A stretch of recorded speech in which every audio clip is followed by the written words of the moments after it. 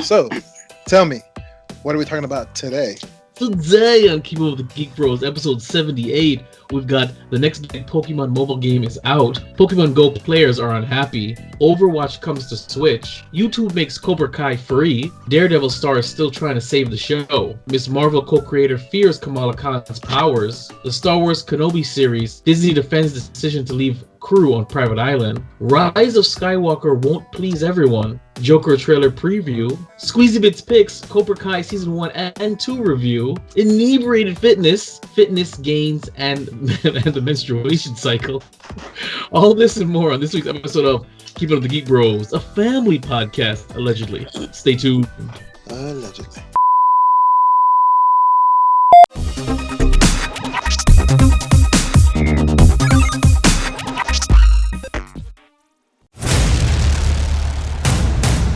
In a world where geeking out never looked so good, two incredibly sexy men will rise for your auditory pleasure.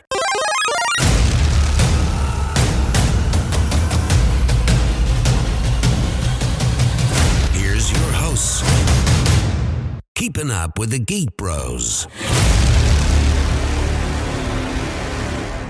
Yes! Keep with the Geek Bros podcast, episode 78. I'm your host, Vibe, and with me, my fellow Geek Bros. Darth motherfucking Flex. And... Squeezy Bits. Squeezy Bits in the house, ladies and gentlemen. Squeezy Bits. What? I get picks today, I'm here. You listen to all our podcasts, you know that I really kind of throw in these guys' faces. You need to be more vivacious and animated. So it's Vibe, it's Dark Flex, and it's Squeezy Bits. Give me more. Give me something Squeezy more. Bits. Squeezy Bits.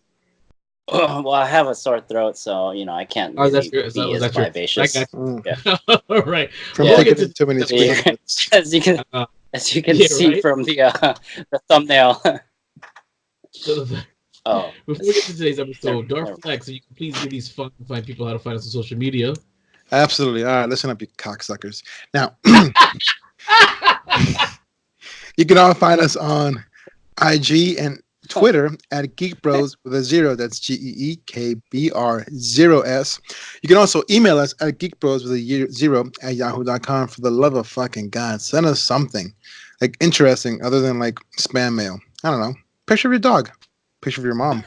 All right, now to get up to date with what Geek Bros are looking at and any articles we may post or any links to interesting stuff we may post, you can also check us out on facebook.com/Geek Bros with a 0. Now, the first motherfucking place to find the Geek Bros. First motherfucking place.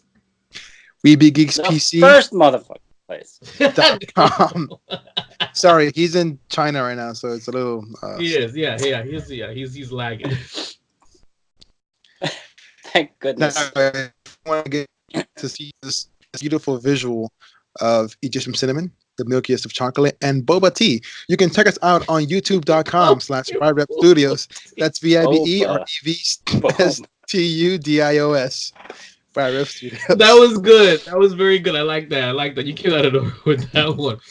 We're gonna skip comments and questions. We do have some, but I didn't post any for this particular outline because I was super lazy. So we'll catch up on 79 with comments and questions from basically Squeezy Bits. But we'll get into that when we get into that. What's going on with the Geek Bros? Long story short, I'm behind on all the video recaps. As of right now, I've got 76 and the D23 special out. I'm working on 77, and then of course this one will be out as well. By Sunday, I'll be all caught up, so we'll be back to normal where you'll get the episodes released on Weeby Geeks PC on Wednesday, and you'll get the following preview for the episode or the following Monday. I'll get back to that. So yeah, that's a little behind. Also behind, because I was having some trouble, was the Star Wars reaction. It's still there. I'm actually I stopped working on that episode so I can finish up all the video recaps. As soon as all the video recaps are up, then the Star Wars reaction video will go up, featuring my man Squeezy Bits 2. He's on there as well, believe it or not. What? So I didn't know it made it. So yeah, definitely did. And so just as you look forward to that. And that is about it for the Geek Bros. So Episode 78 starts now. We're going to start with the Fresh Scent. Fresh Scent. Yes, Geek Bros movies of this week. It Chapter 2. In the sleepy town of Derry, the evil clown Pennywise returns 27 years later to torment the grown-up members of the Losers Club, who have long since drifted apart from one another. This debuts... Is today the 6th? What is today? Today is the 6th. It debuts today. So, I don't know, either of you gentlemen watched part 1 or even watched the original made-for-TV movie? I did. I love those movies, man. The new and old ones. Oh, you've seen the new one? Yeah. Oh, not the second one. I saw the first of the modern one. Okay. I have yet to see the sequel to that. But, I mean, I've enjoyed it since I was a kid. I personally don't find clowns scary like some childish adults do. I mean, that's like one of the dumbest phobias I ever heard of. Just being a pussy. But I do find it interesting. It's actually pretty, like, cool to look at. Like, visually, I'm like, oh, this is freaking awesome, you know? Yeah. Did you saw the original made-for-TV movie? Yes, with, what's his name? The Curry dude. Oh, God. Yes, I like Curry dude. Jim Curry? Tim Curry. Tim Curry, yeah. Right. So let me ask you a question. What do you like the remake more, or do you like the original TV movie? Which one are you digging more? It's tough. I like the original because I love the practical effects. Mm-hmm. Now, the second one is pretty much the same. The only thing I do like about this, I mean, you're gonna judge me, but a lot more dead kids, and you get to actually see like a pretty good depiction. Okay, all right. But also the production is actually fucking sweet. Like, really? All right, I gotta check this out. I mean, I saw the original made-for-TV movie, and I loved it. I loved it. That and The Stand are like this for me for Stephen King TV made-for-TV movies. I think it's on Amazon Prime. Which one? The oh no, it's not. The original one? Oh, okay. I didn't see the new ones. I like the trailers though, but I'm just like, I wasn't interested in it. But I might check it out now and see if what's better about it. If anything else, Squeezy Bits. It Chapter 1 or 2. You gonna check it out, or have you checked it out? I haven't watched the new one. I have little memory of the first generation one. Mm. But I am gonna be checking out the second one on the 14th. So you got a day already for it. All right. So yep. Did you have pre-ordered tickets, or why the 14th?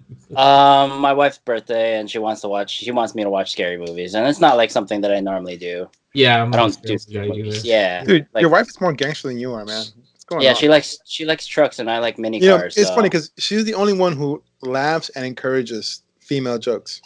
Dude, all the time. It's fucking awesome. It's true. All right. We're going to move on to what's new in the gaming world. Video game is out this week, brought to you by Darflex. Absolutely. So, the first day for this week will be September 3rd. Now, we're starting on the 3rd. We got Catherine, full body for the PS4. Last Oasis, Steam Early Access for the PC. Torchlight 2 for the PS4, Xbox One, and Nintendo Switch. We have Spyro Reignited Trilogy for the PC and Switch. That's going to be good. We have Uplay Plus service launch. So again, this isn't a video game per se, but it is the Uplay Plus service launch that we saw and covered at our E3 podcast. Now we're going. So we have Final Fantasy VIII Remastered for the PC, PS4, Xbox One, and Nintendo Switch. We have Children of Morta for the PC. Now we're on to the September 4th. We have The Long Journey Home. Pardon me. Oh, bless you. We have The Long Journey Home. God damn it. For the Nintendo Switch. We have Super Kirby Clash for the Nintendo Switch. We have Divinity Original Sin 2 Definitive Edition for the Nintendo Switch. We have Deadly Premonition Origin for the Nintendo Switch. On to September 5th. We have Locke's Quest for the iOS and Android. Sin Slayers for the Fractor for the PC. Atomic Crops Early Access for the PC. Hyperforma for the Nintendo Switch. Ooh, this one's a good one. Gears 5 Ultimate Edition Early Access for the PC, Xbox One. Here's one thing to note about this Gears 5. If you get the Game Pass Ultimate, which we covered for the E3 podcast, which includes your Xbox Live Gold and your Game Pass. If you have that, or if you pre-ordered the collector's edition of Gears 5, you do get Spartans from Halo Reach to play as in multiplayer, and I found it to be amazing because they're not skins; they're actual characters that you play as in the game.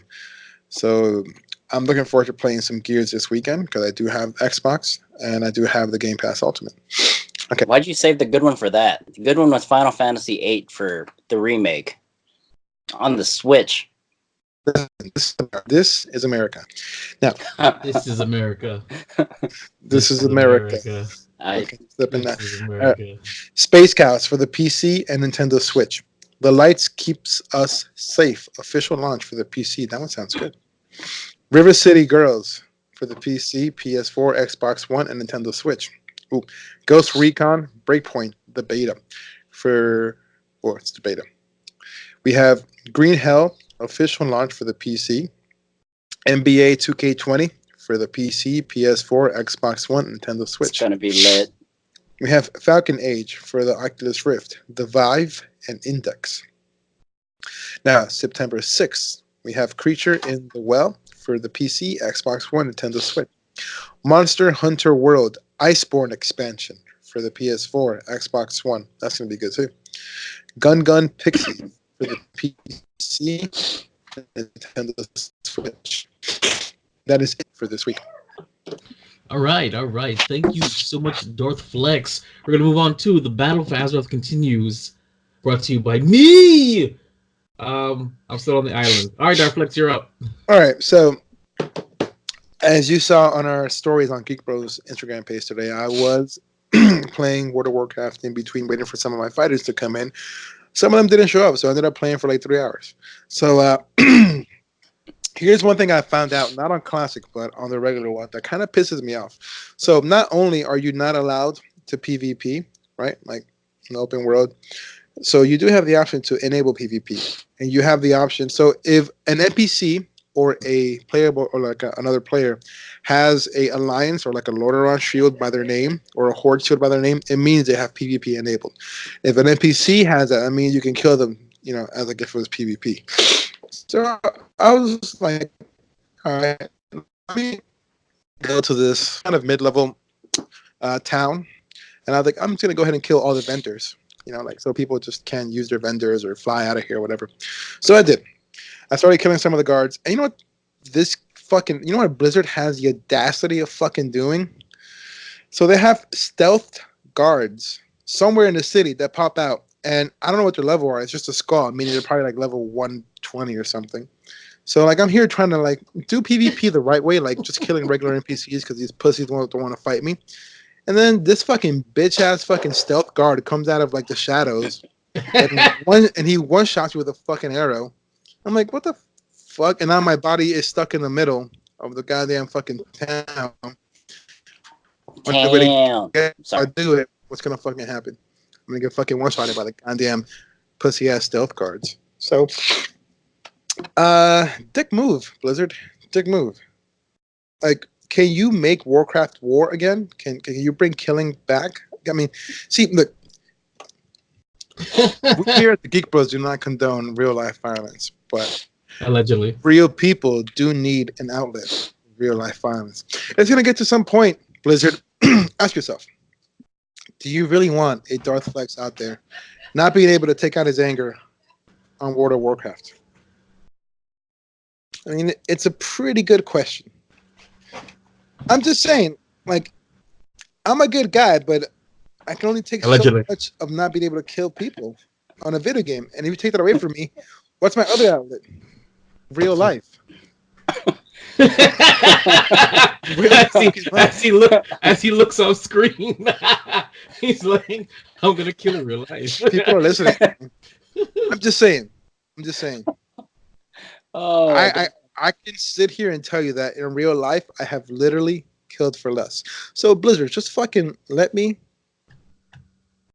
fucking get my PvP. I want to demonstrate that this man was in the military. He served the country and served it well. So there you go. Yes. I did it illegally. I didn't do anything illegal. Well, I mean, legally is a state of mind. Okay, well, I did nothing that was punishable under the UCMJ or any kind of judicial system. So, okay, understood. Yeah. Understood. So, I don't know, man. So So why don't you start a hashtag campaign of hashtag put the war in Warcraft Blizzard? You know. I am. You know what? I am, and I'm gonna start tagging like people that have suffered. Like, I'll stop. Okay. Let's go ahead and move on to the next big Pokemon mobile game is out. Wait. What server do you guys play on? Burning Blade. Burning Blade. Okay. Well, are you planning on joining or getting back into it? No. Oh, so why'd you ask? I was just wondering. I was like, well, I used to play. My mom and my stepdad used to play with me, and yeah, I was just curious. Like, all right, if I were to I'm only back on because this man said it over and over again. I'm on, and I'm still trying to do whatever I need to actually play with this dude, which I haven't yet. You know who's supposed to come back on is Joe's bitch ass. Well, did he say that? He's been saying it before you were saying it. Yeah. Oh, he did? No, I never said it. I just did it. There's a difference. I never claimed that was going on. Is the Death Knight still cool? Hell yeah, it is. Shit, dude.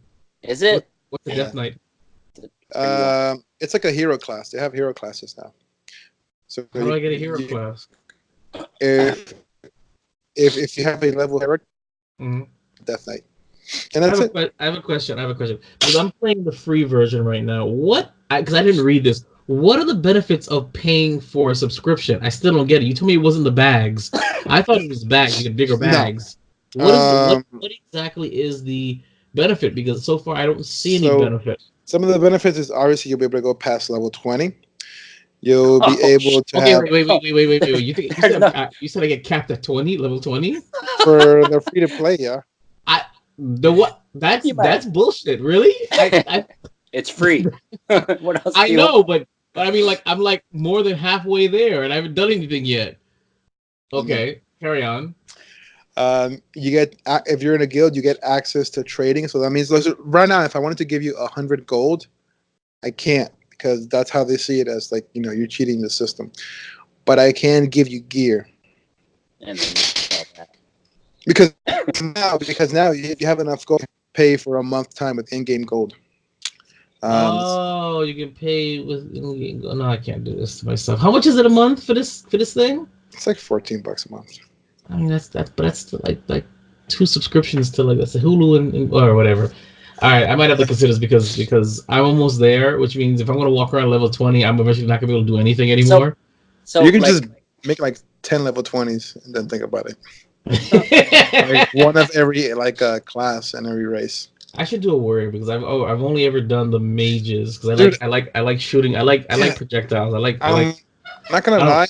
I'm a rogue and it's probably one of the most boringest classes I've ever played. Really? Yeah. The rogue. And I'm also a goblin. Goblins. I don't like goblins either. Goblins are shit. I like orcs. Goblins are they're like ugly hobbits and they can sneak around and nobody sees them. It's great. Yeah. That's not true. Everybody sees them. All right, we're gonna move on to the next topic, which Darflex already said. The next big Pokemon mobile out now, for free on iOS and Android. We already discussed this, so I'm gonna just basically talk about it. Pokemon Masters follows trainers who visit the artificial island of Paseo to compete in the Pokemon Masters League, which consists of a series of 3-on-3 tournaments where each trainer can only bring one Pokemon to battle. Unlike in other Pokemon games, instead of catching Pokemon, your goal is to team up with other trainers and their Pokemon. These are known as sync pairs, so you can be prepared for any challenges that await you. So I am currently playing Pokemon Masters, and I love it. I think it's fun. It is the opposite. It's the antithesis of Pokemon Go. So Pokemon Go only focused on catching the Pokemon. Pokemon Masters only focuses on battling with Pokemon. However, each character you play, you get to create your own character and technically your own avatar with presets, and you get that character comes with a Pikachu, I believe, because that's what I got. I wasn't really paying attention. And what you're doing is basically what it says. You're partnering with other people, so you are meeting people on the mission stories that become your partners, and they have their own one Pokemon. So like for start, you get Misty and Brock. Misty has Staryu. Or Starmie, I forget. Starmie, and Brock has Onyx, and that's the Pokemon that they have. And so if you need to battle and you need a rock or water type, you have to change your pair and it's 3-on-3. You got to change one of your members to get the rock type. So it's actually pretty interesting. I enjoy it a lot. I'm playing it every day. I played it longer than a day, which is better than I did for Pokemon Go. I recommend it. I do recommend Pokemon Masters for those who actually like the battling and leveling up part of the Pokemon games itself. So think about the Game Boy games or Let's Go Pikachu or whatever, and just think about the battling. Not even walking around, just the battling. And that's pretty much what it is. So I recommend it. Flex, have you tried it out yet or no? I have not. I mean, I will because I did say I was going to. I just honestly, from the time we did the last podcast and this one, it just hadn't been enough time. That was literally a couple of days ago. So yeah. Squeezy Bits, have I piqued your interest in Pokemon Masters? No, I like hoarding Pokemon. I don't like fighting them, like that kind of competitive stuff. Like I like collecting stuff. Okay. So you're more like a Garbanzo then. I get you. Understood. I mean, I don't blame you. I blame society. But all right. Give me my participation trophy. Yeah, exactly. Right. And so it'll break right halfway through. All right. In more Pokemon news, Pokemon Go players are unhappy about the return of the Flower Crown Eevee. Why not? Pokemon Go players are expressing frustration. Oh, this article comes from comicbook.com. And the last article came from yahoo.com/entertainment. Sorry. Back to comicbook.com. Pokemon Go players are expressing frustration about the return of a costume Pokemon.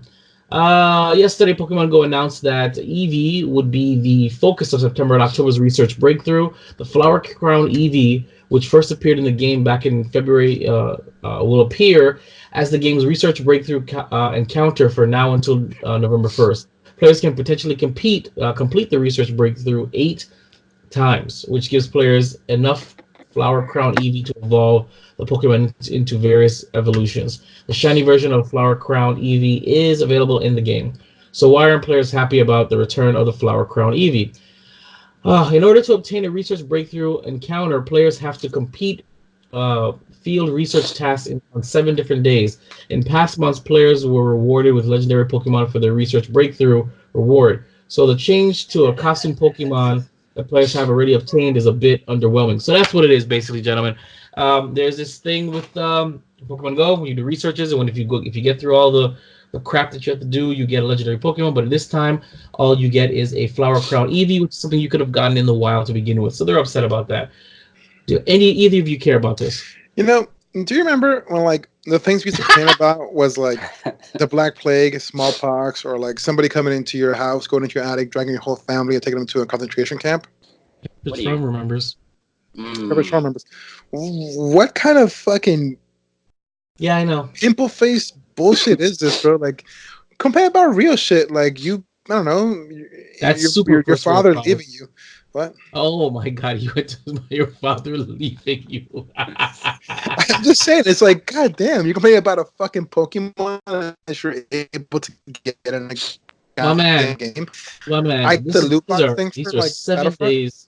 Well, the loot box thing was conniving. I mean, I couldn't care less. Saying that's why, I get that. Right. You suck at the game, but I get that. This, what are you really complaining about? Listen, you're talking about 7 days of intense things for research and whatever it is, and all you're gonna get is a flower Eevee. That's bullshit. You mean everything in real life applies? Yeah, sure. Why not? I mean, I know that if I want to bring out a paper or get an A, I have to do a couple weeks of research and do this kind of shit. I know if you want to put out this podcast, you got to put time in before you go to bed and fucking edit everything. Don't remind me. I'm just saying, it's a game. Oh, Jim's fighting worth. It is a game. It is a game. I don't play games. I quit school because of recess. Yeah, I still use that. Use that save. Yeah, thanks. All right. I mean, okay, so give me something. So they did run a really cool promo that was pretty similar, kind of like a different skin on the Pokemon, but you had to go to Target or something and scan the QR codes. Mm-hmm. I think that was super cool. But having to work for something, I'm a little too lazy for that. I don't have that kind of time. But you like having to work for something. I do, but I also have kids that I have time. I hate all my time. Listen. As a fellow parent, okay, you can't use that as an excuse. Okay, you can handle. What are you showing us? Oh, okay, cool. No, just oh my God. All I saw Haven't was worked. all I saw was a crotch shot, and I was like, okay, what's happening here? I was trying to clean my glasses. Oh, understood. All right, so I guess that means because you're not going to be entertaining that flowered Eevee. Are you playing Pokemon Go still? I have both the Pikachu and Eevee because I like collecting stuff. Well, But- not Let's Go, the Pokemon Oh! Go game. Oh no, I'm not doing that at all. Cause That's collecting, that's hoarding, that's your thing. oh yeah, but no, I'm not. I haven't been playing that one at all. Like I think the last time I played that was when it first came out, and it was pretty cool. Well, like everybody else, falling Yeah. off cliffs, getting hit by cars. Yeah, it was great. Being at your buddy's engagement party, standing in line for a ride, still catch a Pokemon. I'll never forget that day. That was the oddest moment for me. I'm standing in line. We're getting on a ride. The Haunted Mansion. The Haunted Mansion, and I look around and I take a video, and everybody, even my +1, everybody in our party was playing Pokemon Go but me. And I was like, look, this is some bullshit. Nobody was talking. They were all playing Pokemon Go. And I said, this is so bullshit. So I'll never forget that day. Good times. All right, we're going to move on to Overwatch comes to Switch next month. All right. Yeah. So Nintendo Direct has leaked it early that Blizzard's popular hero shooter Overwatch is coming to the Switch. It'll be out next month. Word has come from multiple things. It was a retail leak that confirmed Amazon. They accidentally spilled the beans with an official Overwatch Switch case. And today, a European retail leak points to the port's release on October 18th. So probably October 15th here in North America. I don't play Overwatch. I've never played Overwatch. I have no interest in Overwatch, but it looks fun when I watch like one video on it. So who's getting this for Switch? Who has a Switch? I have a Switch, but I'm not going to get it because I have it for Xbox. You do. And I can't imagine it'll be better on the Switch. My hands are really big. The controller is small. Right. Even with Pro, it's kind of difficult, The Pro controller rock. What are we talking No, about? it does. But like, if I had to, pick that or the Xbox remote, I'm picking the Xbox remote. Yeah, because I get you. All right. Well, there you go. If you guys are checking that out, by all means, let us know if you think I should play it. Yeah, you should. Everything on the Switch becomes better. Everything. You put anything on the Switch. Like your shitty amazing. life. Oh. If I could. Too soon. All right. It's time for that special moment of all our podcasts. Inebriated Fitness. Darflex is an exercise physiologist with a BS in exercise and sports science. He is a certified CSCS strength conditioning coach, a CISSN sports nutritionist, sports injury specialist, and currently an MMA weight cut specialist and nutritionist. Soon I will have this memorized. Fitness gains and the menstruation. I have no special little thing to say after this because I didn't know where this was going. So by all means, Darflex, because I usually have like a little script that I write there defining it, but I was like, I have no idea what I'm going to define. And I definitely don't want to read the definition of menstruation. So I chose the wrong time to eat my sandwich. So I got this. Don't worry about it. Great. So it's pretty interesting because, as you know, I'm also a weight cut specialist for professional fighters, MMA fighters specifically. A lot of those are women.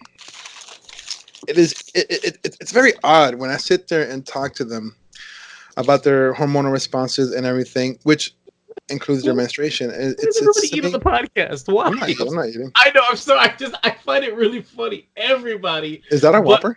Yeah. Looks good, man. Is that a Whopper? I'm sorry. Carry on. Extra ketchup for the menstruation. Everybody, that is so funny that everybody feels comfortable eating on the podcast. You know what? I'm gonna start eating on the podcast because everybody else does. By all means, this is. You guys should get sponsored. All right, sponsored by Burger King. Dude, I would love to get sponsored by Burger King. I love Burger King, but like I was saying, so. Part of my consultations, I sit down and talk to these women. It's crazy when I ask them about their menstruation cycle, which, by the way, is not your period. It's not when you bleed. It's just the 28 days of the month where your body has different hormonal changes. And it's flabbergasting how little these women know about their bodies. So you're schooling the women about their own bodies? I know this is gonna Are you trigger. Are you mansplaining? I'm using science. I You mean, chauvinistic, science has no gender. you Are you But man? chauvinistic pig. I'm sure this is going to trigger a lot of people because it's crazy that a man knows more about a woman's body than I'm a already woman. triggered. Yeah, you're manstrating. He's I mean, manstrating this is the while very he's something. mansplaining. I have multiple notes on it that I'm actually going to refer to right now just because it's so much information. But the woman's menstruation is 28 days long, right? This is her cycle. Right? That 1 week out of the month where they bleed, it's actually different cycles that her female reproductive system and hormonal responses go through. So I'm going to go through the phases. In the 28 days, all right, so from 0 to 14 days, you have the follicular phase, which is, it's, in your uterus, In my it's a follicular uterus. phase. Yeah, you're fucking disgusting. That's not hot at all. I'm not. And then from 14 to 28 days is your luteal phase, okay? And then the last couple of days just your menses, and you restart all over again, right? So when the first 0 to 14 days is when your ovarian cycle starts, and you start growing follicles and egg. Your body temperature is going to range anywhere from 37 to 45 degrees Celsius. I'm a scientist, so I use the metric system. I don't use Fahrenheit because I don't want to convert it. It's too much work. Your interior pituitary hormones start to release. You got the luteinizer hormone, follicular stimulating hormone. Okay, now ovarian hormones, very important for my line of work because if you don't have your hormones on point, it's going to be very hard to cut weight. By that, I mean dehydrating yourself because as a woman, you're going to want to hold on to water and fat. So during the first 0 to 14 days, you're going to drop progesterone, which is a good thing, and you're going to increase estradiol. It's like estrogen, sort of. Okay, then the 14 to 28 days, that's your ovulation. Okay. So you start ovulating, releasing eggs. You're able to get in there, make a baby. Your body temperature is going to be significantly higher. And some do track their fertility dates by a temperature calendar. You can see when you're good to have babies or not just by taking your body temperature. Then you have your corpus luteum forming, and then at the end it's just corpus albicans, is just the remainders of it if you didn't get pregnant. But now at that point your luteinizer hormone drops, your follicular stimulating hormone kind of plateaus, your progesterone rises, okay, and then your estradiol kind of plateaus and lowers. Okay, so why is it important when you're training?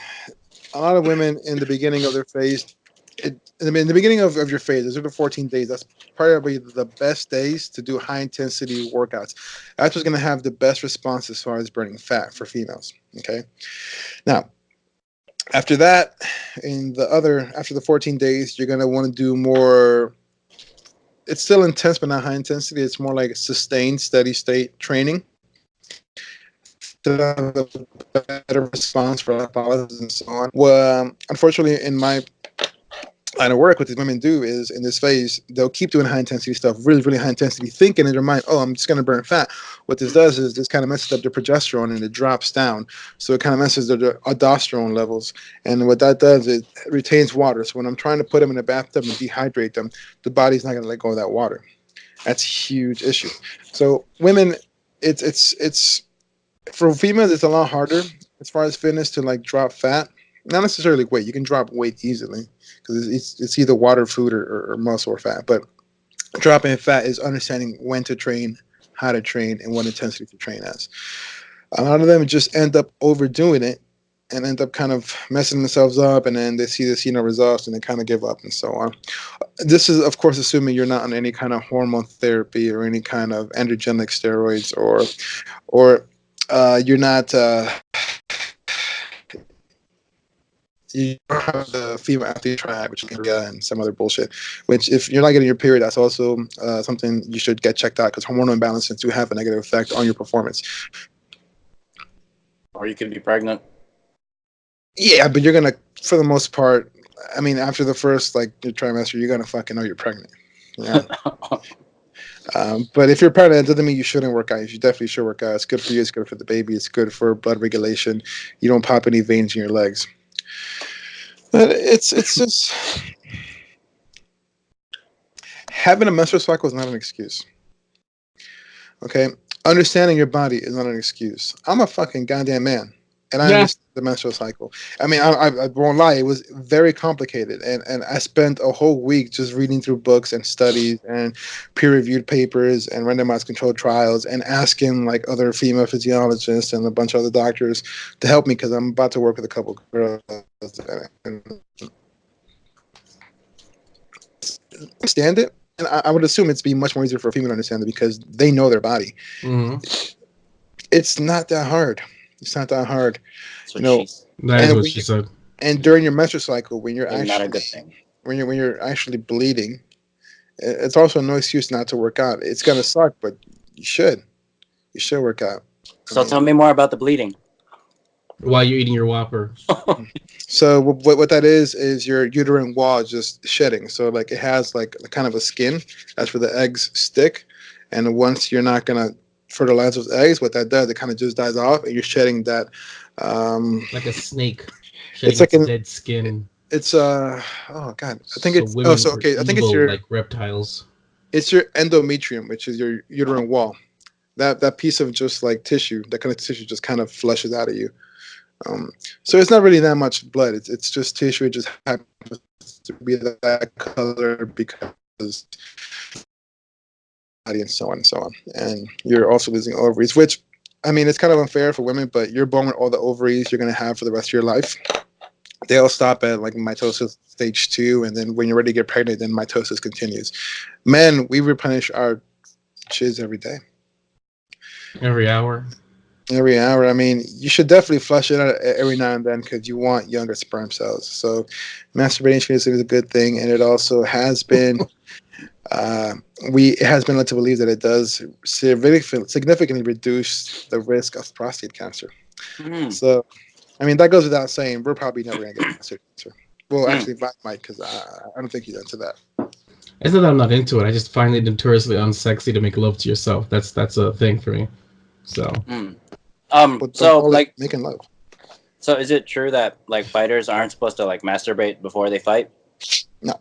As a matter of fact, for weight cuts, we encourage intercourse with a significant other or whatever when the weight cut's happening because the hormone response from that actually helps us shed those pounds off much easier. No, but like, never mind. I know what you're saying. Like before a fight, they shouldn't do it. Is that what you're asking? Yeah. So that's for what it seems. I mean, there's nothing really to support that, but what it seems is just psychological. I know champions that do it the day of, and they get in there, do their shit, and get out. I think at that point it's just psychological. It's just.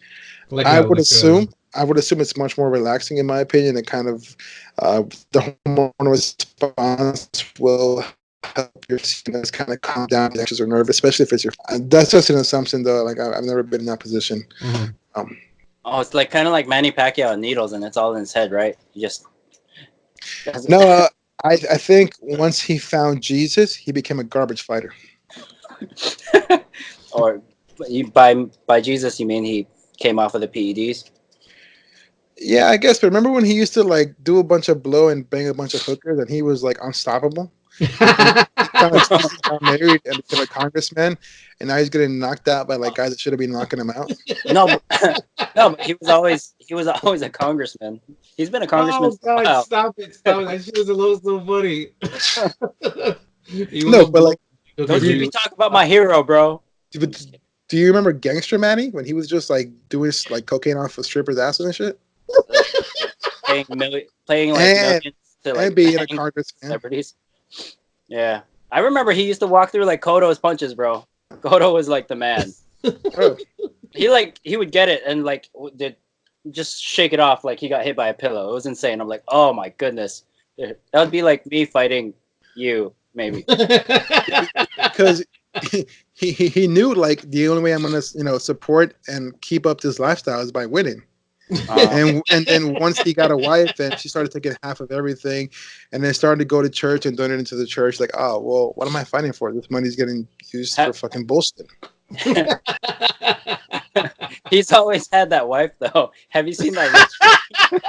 Okay, I guess let me rephrase this. When he She- found Jesus, then he stopped cheating on her. Oh, he's still cheating on her. Oh God, So why is he still losing? that is He hasn't lost since. Oh shit. Fuck. that is He's improved as a fight. Have you seen him in his last fight? He's Yeah. actually like his technique's gotten better, but he's not walking through punches anymore. Say, no, he shouldn't. I mean, he's not in a position. He's gonna have CTE, bro. funny. All right, well, thank you, sir. If you want more fitness and nutrition tips, or you want to see some of those sweet UFC posts, then follow this man here on Instagram. That's Darth_Flex, DARTH_FLEXX. We're gonna move on to the one and the only Squeezy Bits picks, and Squeezy Bits is with us, believe it or not. Cobra Kai season 1 and 2 review. 34 years after the events of the 1984 All Valley Karate Tournament, a down-and-out Johnny Lawrence seeks redemption by reopening the infamous Cobra Kai dojo, reigniting his rivalry with the now successful Daniel LaRusso.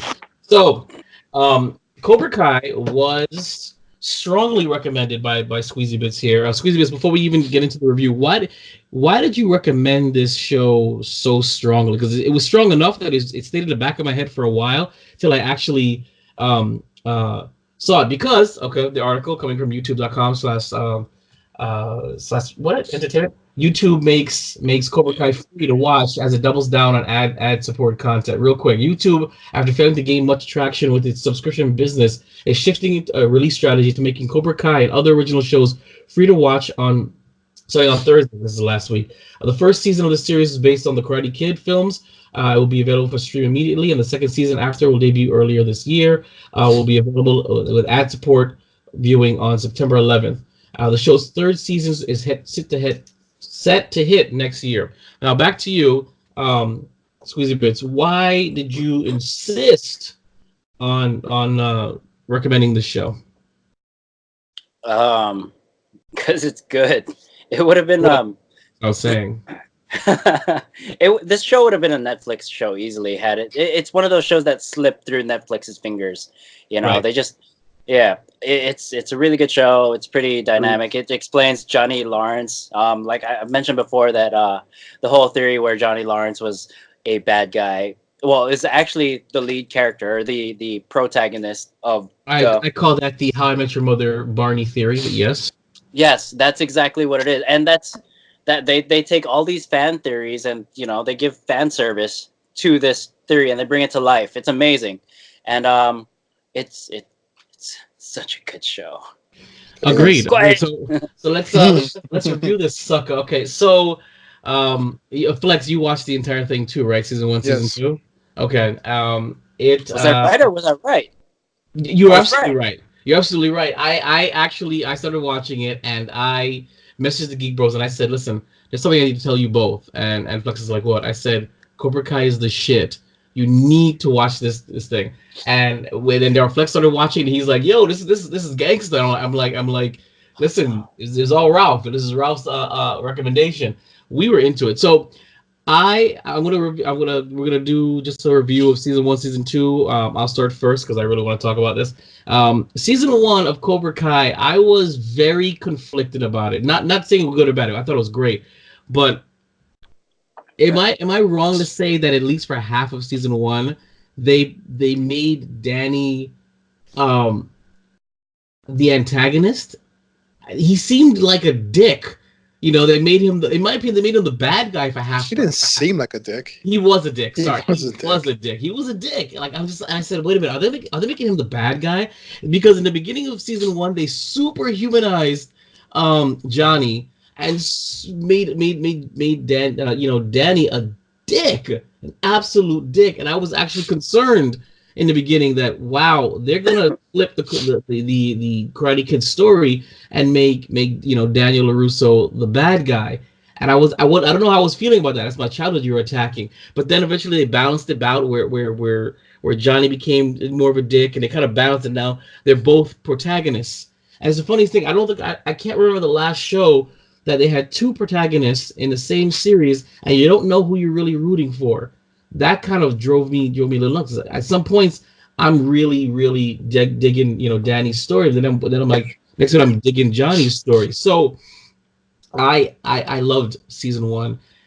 And for a YouTube series, even the fight scenes aren't bad at all. You know what I'm saying? Some of them some are corny, some aren't bad at all. You know, and I'm quite impressed with that, and I absolutely loved all the callbacks to the actual movie. I love all the callbacks to the movie. I love the fact that even though they didn't have Allie there, she was like a ghost, the elephant in the room for both Danny and Johnny. You know, I absolutely loved how they kept teasing a friendship, but not really teasing a friendship, but no, it's gone. Yeah. It reminds me of, and the only thing I can think of like that is and it's weird, Avatar: The Last Airbender, when it's like if, you know, when he joins, he becomes a friend, and he becomes a friend. But it's like if Avatar: The Last Airbender, they go back and forth about being cool and not cool, cool and not cool, almost cool and not cool. It reminds me, you know, it reminds me of those shows where the guy wants to meet the girl and they kind of get together, but then something pulls them apart. Kind of get together because somebody pulls them apart. I loved it. Season 2, when they, and of course this is a spoiler review, by the way, when they brought back what the fuck is his name? The actual originator, the original sensei, Kai.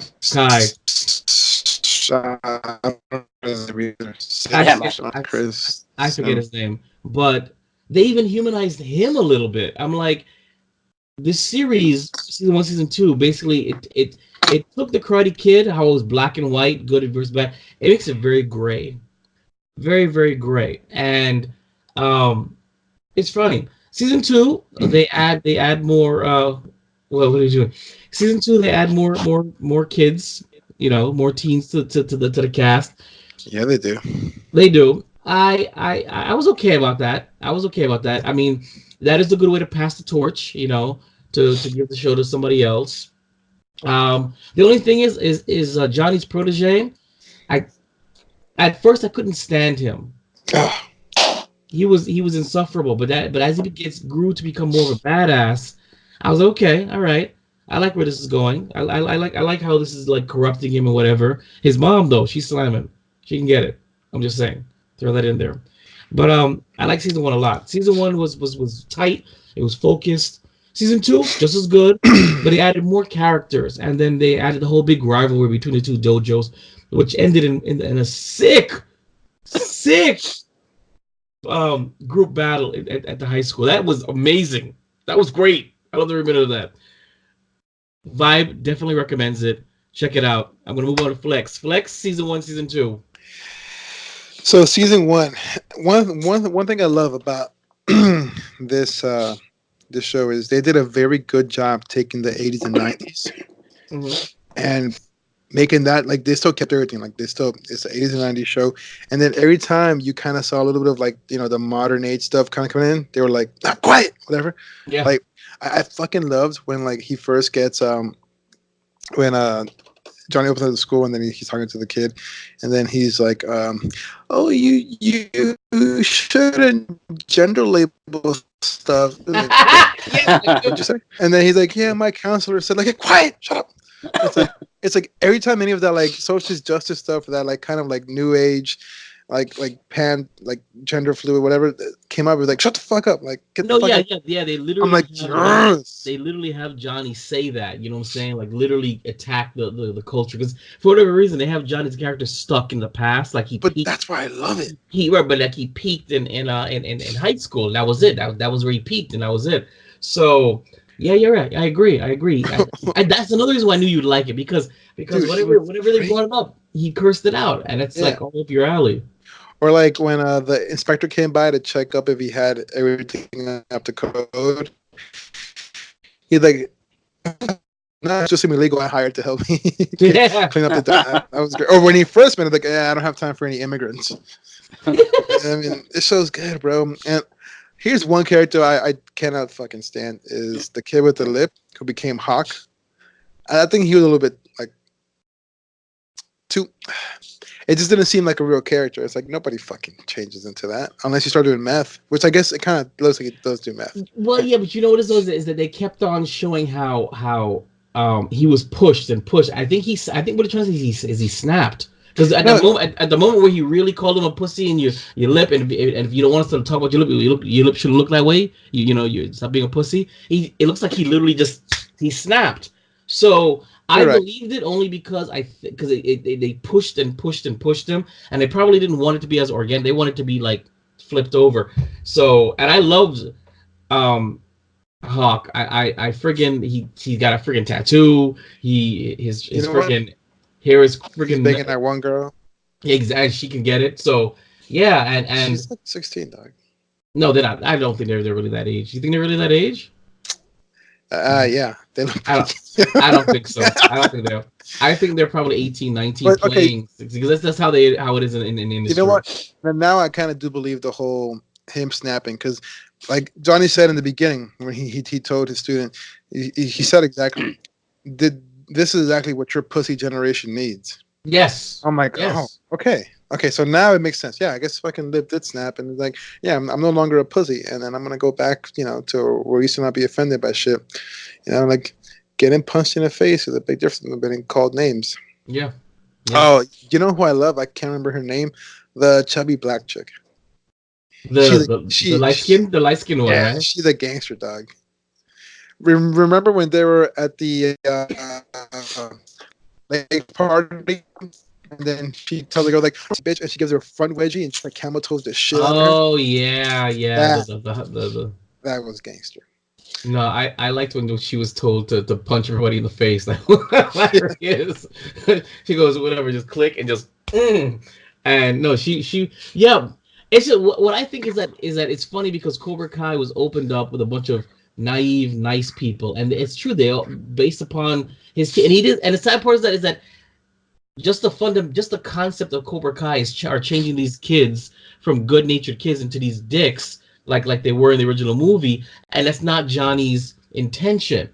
And he's like, and he's like torn. He's trying to uphold or the philosophy of Cobra Kai. And he thinks he's doing it differently than his former sensei, yet he's seeing this happen to all of his students, and you know what I'm trying to say is it's making him a crisis of conscience, like. And I want to throw it in there. Season 1, they went right back to the same tournament, and Cobra Kai won. And we never even touched upon the fact that Johnny has a kid, and he's a deadbeat dad, and that his kid. But I mean, I didn't like him at first. I liked him more in season 2 when he started like getting it in with Danny Lucer's daughter. Like, that was interesting. That made him more dynamic. But when he was just a shit-eating kid, I was like, I don't want to see this.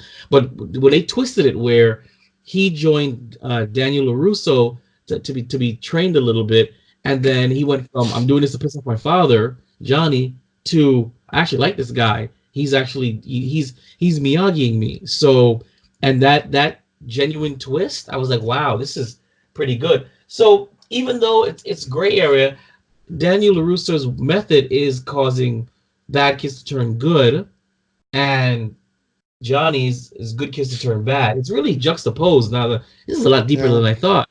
Anything else? Had I known we were going to do this review, I would have watched this more before again. Well, I'm sure you got some good stuff to say. Yeah. But my last thing is another thing that you said, Vibe, is just how they kind of tease the friendship. Like when they're at the bar, he's like, I'm going to have one drink, but then they're like 4 or 5 drinks in. Yeah. And they're coming back. He's like, come on, for old time's sake, they're about to get it in the dojo, like, Apollo Creed and Rocky style. And then his fucking cocksucking kid was there. I'm like, God damn it. Mm-hmm. Just for you thought. It was like, And it happened a couple of times, though. It happened a couple of times. No, I know, but it's like, I was like, saving it for season 3. Yeah, they're probably gonna have to join forces to take out his sensei. Squeeze a bit. Sorry. Go for it. You season 1, season 2 review. Hit us with it. This is your thing. Oh man. Well, had I known we were gonna do this review and I got the outline earlier, then maybe I would have had a better review. But overall, it was great. I love the character development. I like Danny LaRusso's daughter. She can get it. She's got like those chunky tendencies. I like We're the just drunken joking. We're tendencies. just joking. None of these underage kids can get it. They're just- not. we're just joshing. They're playing underage kids. Dude, They're she playing. looks. They're not. She She does not looks look like your it. son's age, dude. No, she does Yes, not. she does. She can still get it. Anyway, Jesus I Christ, look. in season 2 she can, not season Uh-huh, 1. I wasn't digging her in season 1. Good joke, bro. season Good joke. You're the one that was talking about killing people earlier. True. Yeah, but I did it for this country. I'm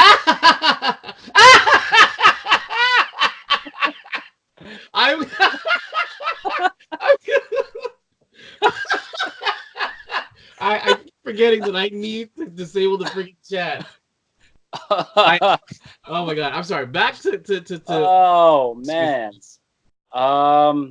I can't even think. You guys like hit on all the great points. favorite scene. How about that? Give me your favorite scene from season 1 and season 2. The season 2 where they go to the hotel, or is it like some yacht club or something with Danny LaRusso and his family. In season 2, they go to the yacht club. They bring what's his name? The guy's son, and then it's like, oh, excuse me, you can't be here. And then oh yeah, because he did some kind of scam there, right? yeah, and then they catch him at the beach, or his old posse was running a scam and took a wallet, and he went and did some Scoobying and found them, and Danny LaRusso came out, saved the day. Yeah, that was cool. That was cool. I still think the friggin' high school battle scene was like, and I don't call it a fight, it was a battle scene. I mean, that was like Civil War for all I know. It was rough. Do you know one thing that I did notice is, and this is what I think really separates you and me, Vibe, is I know your craft is filmmaking and stuff like that, and you see it, and you're like, what the fuck, this movie sucks, and so on. So watching this movie, like, the fighting is all bullshit. It's very corny. Of course. It's very badly done, but that's what I grew up with. That's why I like Rocky. Rocky, at least in the movie Rocky, nobody fights that way in real life. No boxer fights that way, but it was fun to watch. So I think this is why I enjoy it so much. I'm like, oh, this is all bullshit. Like, none of these guys actually know how to fight. Like, these aren't real moves that work in real life. Right. But I'm like, and I think whoever wrote this or directed it knows that, and they played on it very well, because it's like let's make this karate look like the most bullshit we can ever produce in our lives. Did you like the one-handed double kick? Yeah, this is like some Steven Seagal level type of shit, right? Yeah. So it's like, yeah, like I know, because like it's funny when he first asked Johnny, yo, like when Johnny beat up the kids in the market, like, what was that? Was that like MMA, jiu-jitsu? I'm like, no, that's real stuff. Nah. This is karate. So I'm like, oh man, this is great, because like I grew up in movies with bullshit, shitty action, and that's why I love this show so much, because it's like it's bringing me back to good storytelling with like terrible fucking choreography and actual. Because no matter what, Cobra Kai is a character series. It's about the characters. Yeah. And the fighting is only second tier. It's just for action. It's just for fun. It's for schlock in reality. Well, I love character shows that are about the character, and that's what they do. They get into the characters. You know, it's you know their motivations. You know their feelings. You know what I'm saying? And I like that. I like that a lot, especially when it humanizes everybody. It takes the time to humanize almost every major character. Yeah, and that's another reason why I like Jim Henson Productions so much, because like, you know, you see like the puppets eating food, but it's falling out of their mouth. Like, you know, it's bullshit, but it's so fun to watch. Yeah, like you know, all I can think of was Cookie Monster eating cookies. Yeah, you see crumbs all over the place. Like, he didn't eat a damn thing. All right, so gents, do we recommend Cobra Kai? 100%, and it's free. Yes. And it's free. Like, you got nothing to lose but time. I told you this like months ago. Jeez, you guys are just getting on the train now. I'm like, I have no review for this. No, I get you. No, we can do this again, Doug. I'm all flustered. I'm all flustered. You did say it a month ago, but I'm telling you, but your recommendation really was so powerful. It stayed in the back of my head until I just said, you know, let me just watch it one, and I binged the entire thing in a weekend. It was great. It's funny because I wasn't going to, like, you know, after you said I should watch it, I said okay, and really I'm not gonna watch it. But the other day I had to go to the VA to get my feet checked out and get inserts. They had to like take a laser out my foot. I'm like, you know what? I'm gonna be here for 3 hours because that's the way the government works. Ha! Yeah, it really is. I sat there for 3 hours waiting for nothing. And I'm like, fuck it. You know what? I'm gonna throw on Cobra Kai. So I guess thanks, Obama. But, I mean, that's kind of how I came up. I was bored at the VA, and I was like, fuck it. I guess I should be kind. Jason does a lot for me. Let me just watch this stuff. It wasn't for me. It was. Like I said, it was Ralph. Ralph was No. But like, I saw it because you mentioned it in the last podcast. Right. I told you could have watched it last time for free too. He had a month of. Well, I didn't know that. You know what I'm saying? Like, I'm just thinking about, like, who the hell cares about Cobra Kai? It's a good show. I check it out. So, with that being said, we're going to move on to Open Mic. We're going to do a rundown of this, even with a short outline. We still go over an hour. All right. So, Daredevil star still wants to save the show after Netflix cancellation. His article comes from Yahoo.com. And basically, ever since the axing, fans have campaigned to save the show after Netflix was presented with a pitch for the 4th season, but opted out. And the star of the show still hoping that is not the end of the line. Actor Vincent D'Onofrio, who played Wilson Fisk Kingpin, has responded to one of fans' direct pleas to Marvel to bring back the series. The fan wrote, "Dear Marvel, good entertainment has heroes you can root for the retail. Great entertainment also makes you understand the villains and motivations. The show did all that. This is a great entertainment. We need you to hashtag be the hero and save Daredevil, please and thank you." So Vincent D'Onofrio said, "I'm doing my best, kiddo." So he's still trying. What do you guys think? You guys, well, I mean, here's the thing. I know that Netflix has some kind of like clause with Disney where these characters have to disappear for like 3-4 years, something like that. But if it was possible, would you want them to continue the Daredevil Netflix series? Yes. Yeah. Yes. You know what? I'll be honest. I love Daredevil, and I like Luke Cage season 2. That's the only like Marvel shit I've liked from Netflix because I'm never gonna watch Jessica Jones. She's a woman. Fucking Dragon Fist, Gay Fist, the fucking gay blonde guy. That's a stupid fucking show. So all I have is Luke Cage after season 2. And you know what? Probably Luke Cage because the biggest reason why I love Luke Cage season 2 was the Caribbean feel too with all the fucking Jamaican gangsters. Oh, I fucking love the scene when he walks in. Like, I hated trust Luke me, I'm a Cage. snapper. I hated Luke Cage. Luke Cage was so ridiculous. I fucking love the Jamaican characters. That's what I liked about it, I think, honestly. So really all I have is Daredevil, and I think Daredevil was one of the best ones made, especially as it comes to cinematography and like just getting your attention. Like I thought it was very beautiful and well done. Like a simple scene was that like just brought me to the show, and it may sound stupid to you, but it's a simple scene where Wilson Fisk is making an omelet and he's chopping the green onions, and then he just sprinkles it on the omelet. But the way it was filmed and the way it was like juxtaposed to everything else, the colors on it, it was just great. I think I'm like, wow. And then just honestly, I'm watching it more for Wilson Fisk, not for fucking Daredevil. He's a very good character. And I was hoping, like, you know, what's the redheaded chick? I forget her name. Jessica? That's her name. Jessica Jones? No, Sarah. I don't know. The fucking assistant. Oh, that was in True Blood. Wasn't she in True Blood? She was like the virgin vampire. She would always be a virgin forever. Yeah, I was hoping Foggy would slay that, but I guess not. Is Foggy the guy that plays Fulton from the Mighty Ducks? Yep, absolutely. You know who else was in the Mighty Ducks? Jussie Smollett. He was? Yeah, he played the little skinny black kid. I don't remember that. Oh, okay.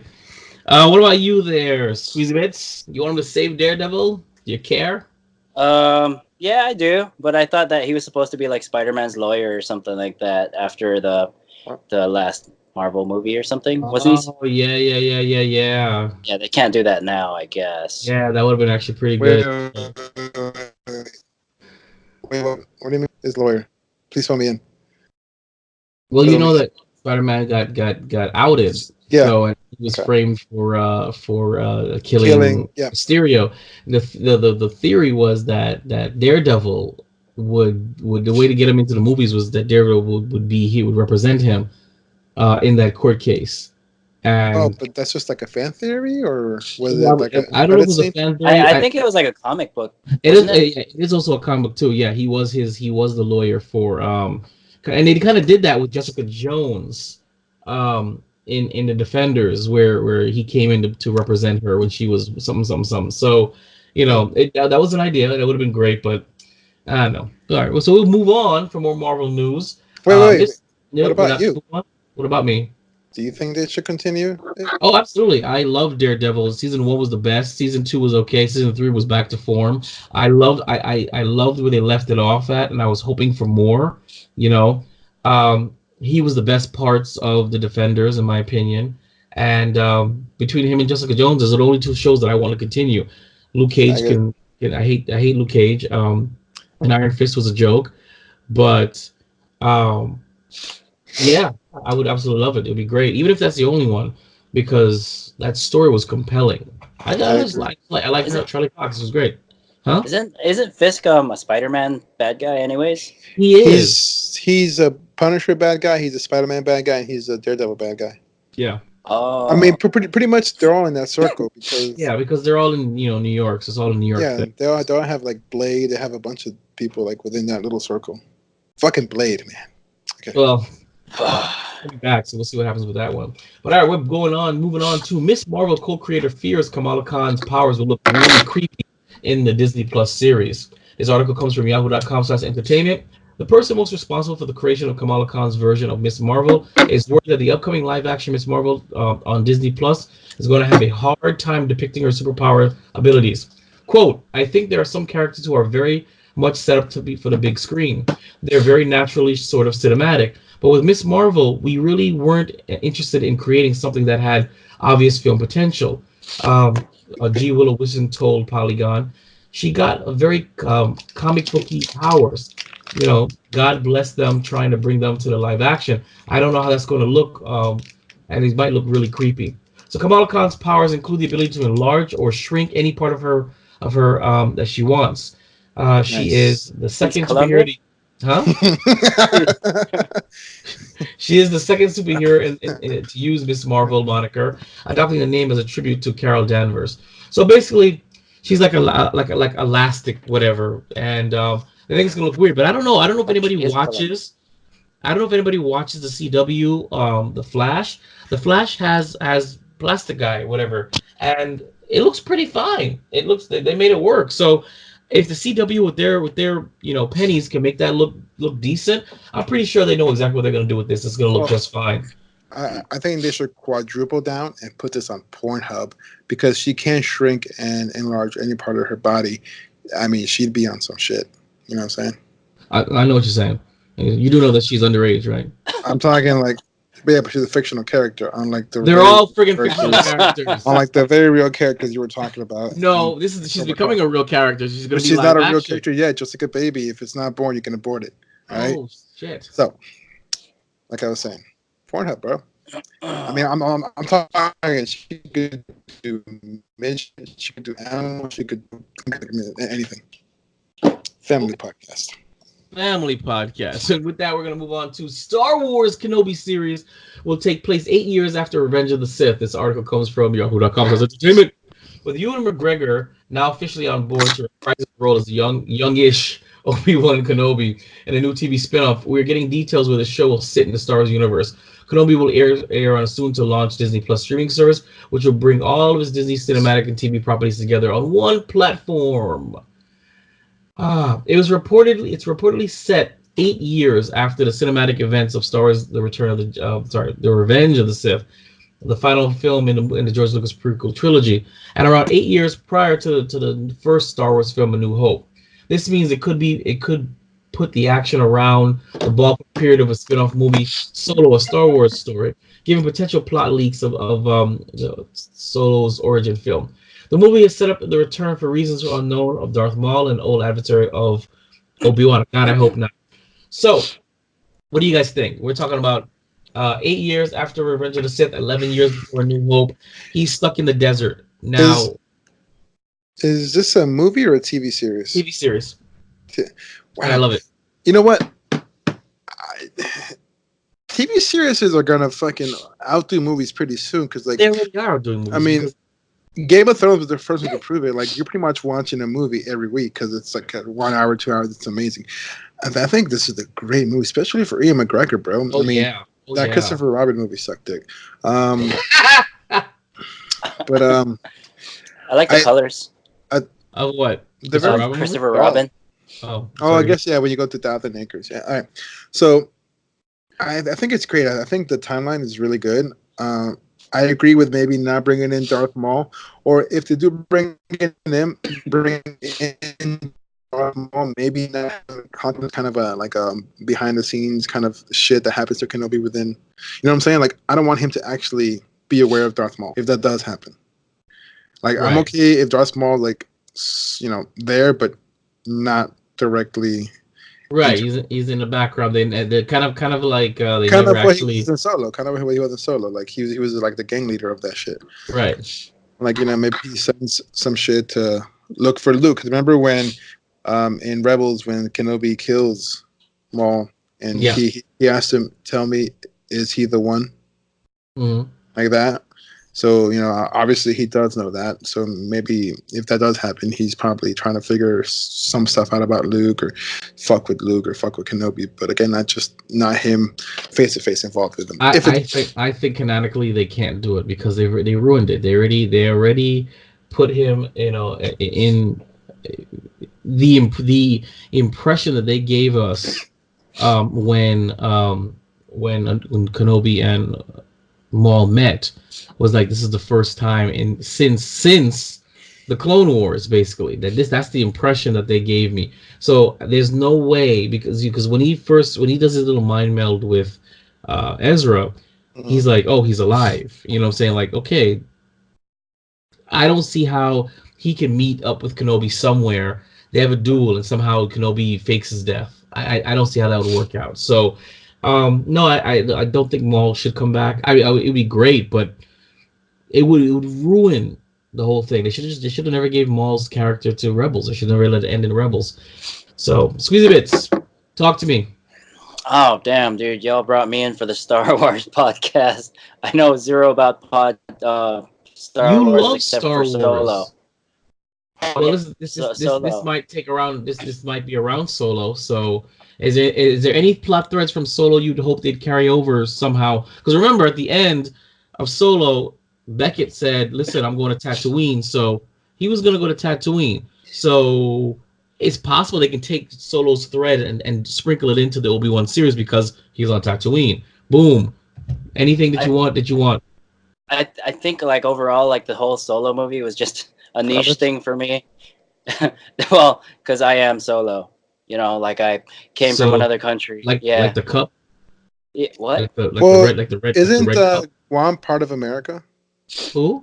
Well, yeah, it is, but it's super distant. Like the entire story of Solo is pretty much me. Like I came from far away place to escape. Yeah, you do actually, because you'll probably go through Japan before you go to Guam. But like American passport, right? Yeah, American passport. Oh, interesting. Okay, all right. So we'll yeah. So I have no idea what I want. we will spare you the Star Wars talk. I move on to another Star Wars discussion. Oh, sweet. This article comes from cheatsheet.com. Did you want to say something? Yeah, are they actually purposefully gapping like all these storylines just so they can fit the TV series in? Because like we just talked about how like the TVs are definitely gonna start like eating up movie time and stuff like that. Right? Like, are they purposefully like gapping all these timelines just so they can fit all these long, like 1 hour, 1.5 hour long episodes for this? No, I think that they're using a writer's crutch where if you don't want to deal with the past, you just do a time jump and you fill in and let other people fill in the backstory. That's pretty much what it is. Is J.J. Abrams is like, well, it's been 30 years, so let's do 30 years. Let's not worry about the New Republic. Let's just skip all of that. That's boring to me. I want to start it all over again. So it's a writer's crutch. a time jump. It's always the best thing because then you can just skip it and you can sprinkle in the stories later or let somebody else write it. So no, they're doing it only because they don't want to deal with telling a story after something that's been set up. That's all. All right, moving on. CheatSheet.com. Will The Rise of Skywalker be Daisy Ridley's last Star Wars movie? Now, the actress who plays Rey was one of the breakout stars of the new trilogy, allegedly. I added that in there. And many people thought she might continue in future movies, but that doesn't appear to be the case. Although Ridley has not absolutely ruled out returning, Rise of Skywalker will almost certainly be the end of the line for her. Do we care? No. Yeah, I didn't think so. Though she does have nudes online. She doesn't. She does? Dude, I've sent them to you. Not hers. Yeah, Daisy Ridley did a movie. Is that face swap crap? No, yeah, okay, no. She was. They're doing an autopsy on her, and she's just sprawled out on the table. But that's not nudes.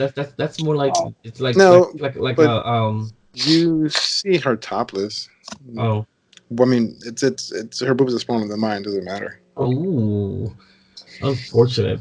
And we know that Squeezy Bits couldn't care less. So we're gonna move on. Thanks, guys. I wanted to do this because so this article comes from MiamiHerald.com. Disney defends its decision to leave a crew on a private island in the Bahamas during Hurricane Dorian. So, South Florida ports in Miami and Fort Lauderdale. Now, what you guys don't know, who's not living in South Florida, which we are based out of, we had an alleged hurricane scare, Dorian, which didn't touch us at all. It wrecked the Bahamas, and right now it's messing with North Carolina, I believe. So we were spared. So meanwhile, Disney Cruise Lines defended its decision to leave a staff on a private Bahamian island it uses as a day stop for passengers. Disney was among several Florida-based cruise companies that faced the decision as Dorian headed last week for the Bahamas to evacuate staff of their private islands or to leave them to weather the storm. On Wednesday, August 28th, the National Hurricanes estimated a major hurricane would impact the area, including the private islands belonging to Royal Caribbean International, Norwegian Cruise Lines, Disney's Cruise Lines, blah, blah, blah, blah, blah. Where's the point where Disney leaves? So Disney decided to leave its staff on the island, Castaway Cay, to ride out the storm in the company's hurricane shelter. 102 staff members stayed in a concrete shelter, which the company said is 20 feet above sea level and designed to withstand a Category 5 hurricane. All the crew members remained safe during the storm, and the company said no one was hurt. So people are giving them hell about this. What do you think? Do you think if let's say you were working for Disney, storm's coming, would you expect the company to evacuate you or to shove you into a concrete shelter? What would you think? Concrete shelter. Concrete shelter all day. Because I would assume if the evacuation would be via boat. Boat, yeah, probably. Through the Caribbean or Atlantic Ocean? Or probably. Sea? Yeah, probably. I would assume it's much safer at that point to stay inside. Because the storm surges and the rocky seas. I totally agree. I mean, I work on a disaster relief team, and when hurricanes come, I'm usually on call, and I've got to leave the comfort of my home to go and staff some location. Damn, and it is what it is. Man than I am. So, well, listen, let me tell you something right now. I don't do it because I care. I do it because the paycheck is fat. Oh, I was gonna say, yeah, because I could not fucking give a shit. So this fat paycheck. Okay. How do we get in on this? you gotta be working in healthcare, and they have to have a disaster management team. So of course my main job is in finance, healthcare. So and a little bit of podcasting on the side, or clinical finance, I should say. And there's a team. Send the finance guy out to help out disasters. Well, because what I have other things. Usually I'll either be doing, if there's childcare needed, or if there's kitchen duty needed, if there's clerical things need to be done. That's pretty much what my role is. It's not in any medical capacity, but it's support staff.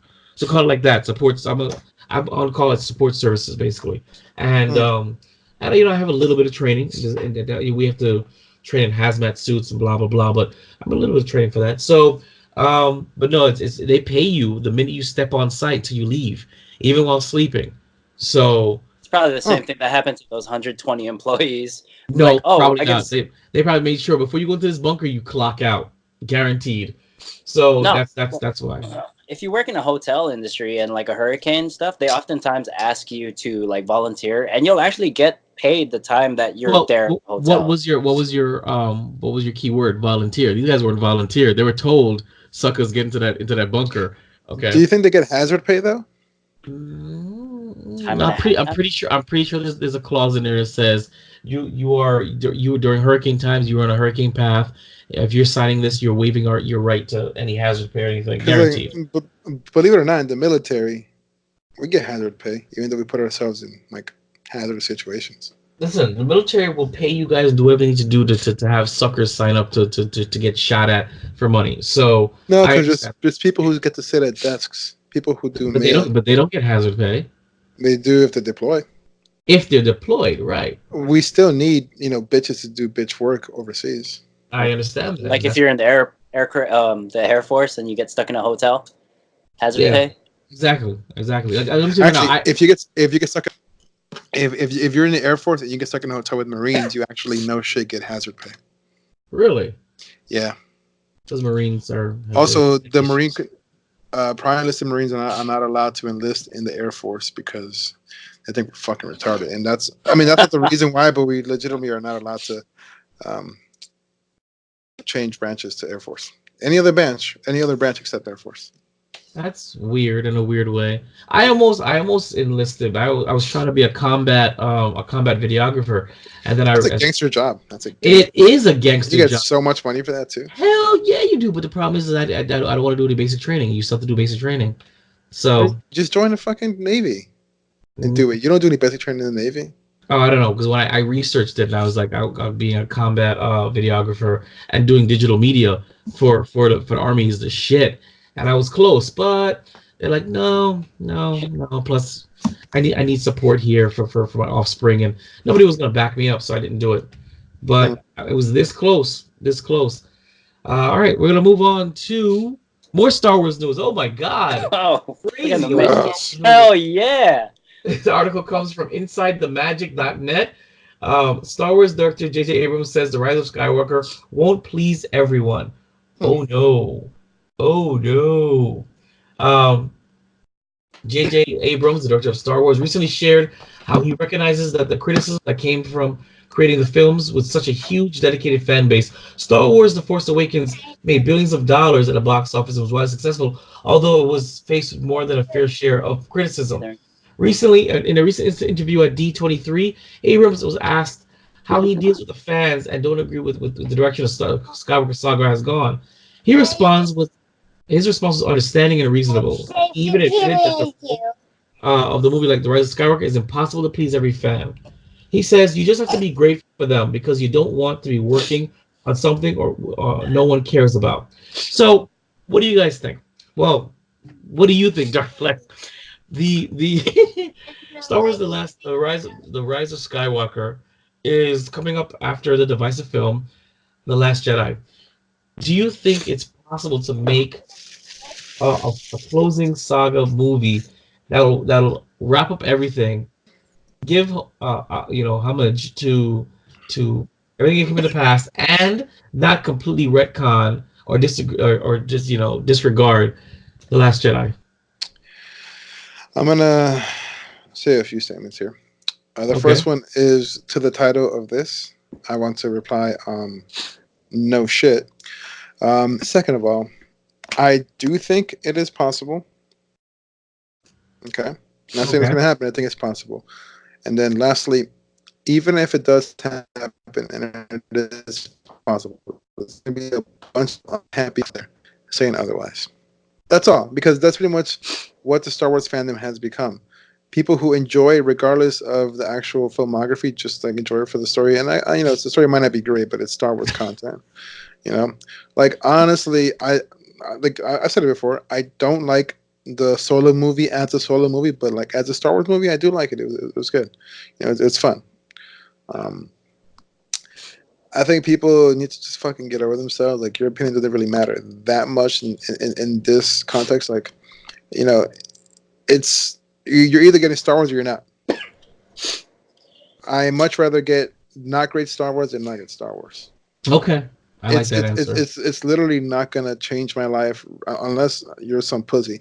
I'm not gonna commit suicide. It's not gonna bother me that there's a bad Star Wars movie out there. I'm gonna watch it, either like it or I don't, and go on with my life. You know. By the way, J.J. Abrams is making millions of dollars. I give a fuck about your opinion. He's gonna make the movie and do what he wants. Probably go bang hookers or something. Understood. Well, I mean, I agree. You know, some Star Wars better than no Star Wars. Do I think that Episode 9 is going to be the bomb? No. Do I think that it's going to be a satisfying conclusion to everything all over again? No. Am I going to watch it? Yes. Am I excited for it? No. Have the trailers done anything for me to stoke my excitement? No. Am I still butthurt over The Last Jedi? Yes. So we'll see. I can't wait for the crew to gather up together in December, run out there together, watch the movie, and then review it. And I'm hoping that this thing does what needs to be done, which is brings me back to the franchise, because I've lost it a little bit. So we're gonna wrap it up with the Joker trailer review. Now the Joker trailer, a new one came out. I would hope that you gentlemen have seen it. I did. Yes. What I like to give my basic review. It looks like a mind fuck. I hear it's a hard R, and it's interesting, I guess, but it doesn't feel like it. I think I'd have liked it more if it wasn't a Joker movie. If it was just like a mind thriller of somebody being going nuts, probably. But Flex, how do you feel about it? I agree. It absolutely does not feel like a Batman movie or like a Joker movie, except for the only and like the sole fact that they use Gotham and what's Bruce Wayne's father's name? Thomas Wayne. As the that they use Thomas Wayne. Did you just pull that out of your ass? How'd you do that? What? How'd you know the name? What? Never mind. I'm on the Geek Bros podcast. My bad. Yeah. Understood. It looks like a completely different movie. It looks more like a psychological thriller. Yeah, like a psychological thriller. That's exactly what I was going to say. You took the words out of my mouth. That's exactly what it seems like. It just happens to have those characters. Like, for example, when I was in college, when I started going to college the first time, I took one psychology class. And for my general psychology, I chose the psychology of superheroes and villains. Oh. It's psychology. I want to take that class. What the fuck? Pretty gangster. Like, oh my god. I broke down Bruce Banner's condition on his bipolarness with him and the Hulk. But that's all it is. It's just psychology. It just happens to be using names that relate to a specific superhero. Or he's not superhero, just Batman. Mm-hmm. All right. Squeezy Bits. I am interested. Sorry, I'm done. Okay. Squeezy Bits. The Joker trailer. I really like the trailer. Like, visually, if you put it on mute, it looks amazing. Like, all the shots that they use are put it on mute. It's seriously, like, if you watch a trailer, like, if it is very visually stimulating from the colors that they use. It is cinematic. I agree. And like, each shot, even in the trailer, was very thoughtfully made. Like, it was like the framing of the boxing out of like the characters and stuff like that. It was amazing. And it looks good. I like the colors that they use. Like, I'm very like color. Like, they use a lot of like orange and teal grading and stuff like that. And they really bring back the atmosphere of whatever time period that is. Like, you can tell it's not modern day. Yeah. Even through the trailer. So I'm pretty excited about that. Like, Joker is probably the most iconic villain ever. So that's probably also the biggest key for me. Like, Marvel has always, in contrast, Marvel has always had like a bad guy problem where like none of their bad guys actually had any kind of depth until Thanos came out. Well, I disagree. I think that Spider-Man Far From Home, that he had a little bit of depth, and then you had Killmonger, he had more depth, and then they perfected it with and then there was Loki, of course. Loki had was he really a bad guy? Misunderstood. Just because you're bad. And did you hear that they retconned it? They retconned that Loki wasn't the bad guy in Avengers, that he was actually controlled by the Mind Stone as well. No. Yes, they retconned it. They said that he was also under the influence of the Mind Stone that was in his staff. that he really wasn't that much of a bad guy. No. Yeah, they retconned that. I was actually quite sad about that because it was fun. Why can't he be the villain? Let him be nuts. But yeah, they retconned it. They said he was also mind controlled by the Mind Stone. No. Yeah, just so you know. So, are we going to be seeing this movie, gentlemen? That would be absolutely. Yes. I mean, it looks super interesting. I can't. Yeah, I'll check it out. I'm curious only because of the thriller. What? Why do you sound so like? I'm gonna go check it out. It's gonna be amazing. I'm not. This is got the squeezy stamp on it. I'm a Marvel shill. That have to be very honest. I like Marvel more so than DC, especially what's been coming up with DC lately. I mean, the last DC movie that I really liked was Wonder Woman, and then before that was Man of Steel. So no, Wonder Woman was a good movie. It was good. It was good until the end. So, you didn't like Shazam? Shazam, I wasn't digging it. I mean, it was cute, but I don't know how to explain it. It's like, I feel like it was in the wrong universe. You don't like good movies. I thought you were like supposed to be like a movie guy. I don't like good movies. Shazam was a good movie. It was a great movie. Why? Why? I'm probably gonna like this next J.J. Abrams Star Wars movie because apparently nobody. I like all the movies that nobody likes. Then you need to. I need you to watch The Last Jedi then and tell me if you like that. But then you won't get it because you don't have. You know what? Forget it. You can't watch it because you don't know. That's the problem. Like, how did you guys get into Star Wars anyways? These movies are way older than you guys. Like, because they re-released a remastered version when I was 3 years old. So it was actually in theaters when I was a kid. I saw it on TBS. TBS was running them. Oh yeah, you were in high school already. Your mama. So TBS was running them at night. From Is this a YouTube channel? No, TBS on TV. You fuck. TBS was running it 3 nights. It was a Monday, Tuesday, and Wednesday, and my bedtime was 10 o'clock, but the movies ran from 9 to 11. So I stayed up late and watched all 3 of them back to back with all commercials and everything, and I loved it. And that's why I was a fan.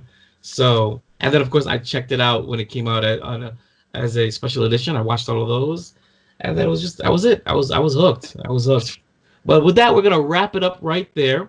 That's it for Keeping the Geek Bros, episode 78. Don't forget to check us out on Instagram and Twitter. That's Geek Bros with a 0. Geek Bros with a 0 yahoo.com. Email us. Facebook.com. That's Geek Bros with a 0. Listen to us every single Wednesday or more. WeBeGeeksPC.com. Subscribe, share, like. Get those numbers up for us. And if you want to watch the madness, YouTube.com/Vibro Studios. Gents, shameless promotions before we get going. Darflex. Yes, so you guys can check me out on Instagram and Twitter at Darflex. Now you can also check me out on Instagram as The Inebriated Craftsman. Excellent. Squeezy Bits, your social media that you would like to share. Squeezy Bits on Instagram and YouTube. SQUEEZYBITS. One word. Check me out. At me. That's right. And I'm Vibe. You can check these. Where do we find you on Hot Single Asians? Yeah, I'm off the market, so I won't be on there. Oh, my bad. Allegedly. I'm still waiting to see your cousin's photos to see who moonies their papers. We'll.